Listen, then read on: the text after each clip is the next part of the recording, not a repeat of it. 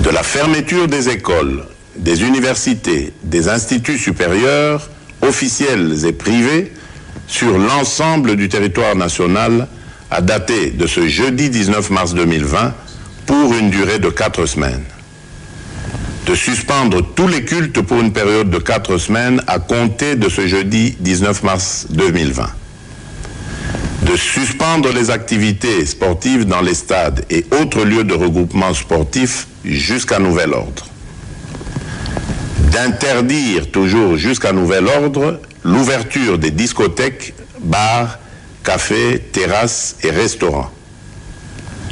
D'interdire l'organisation des deuils dans les salles et domiciles, les dépouilles mortelles étant conduites directement de la morgue jusqu'au lieu d'inhumation en nombre restreint d'accompagnateurs.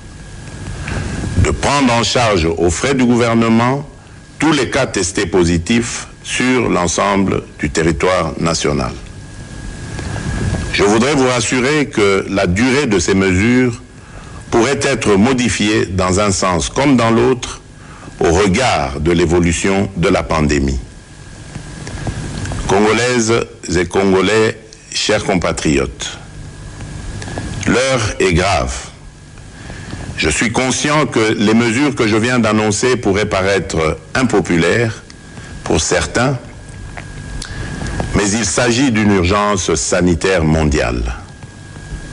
C'est pourquoi j'ai instruit le gouvernement d'intensifier les campagnes de sensibilisation par les médias de masse, les leaders d'opinion, les relais communautaires sur les mesures d'hygiène, de prévention de la pandémie et des attitudes à adopter en cas de manifestation des symptômes.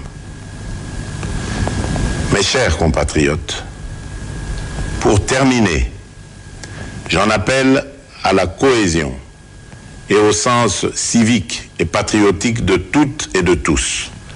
Attitudes qui nous ont permis de surmonter l'autre épidémie de la maladie à virus Ebola qui aujourd'hui tend vers sa fin.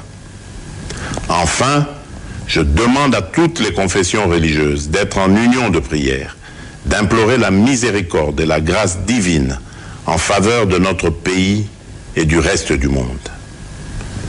Que Dieu protège la République démocratique du Congo. Je vous remercie.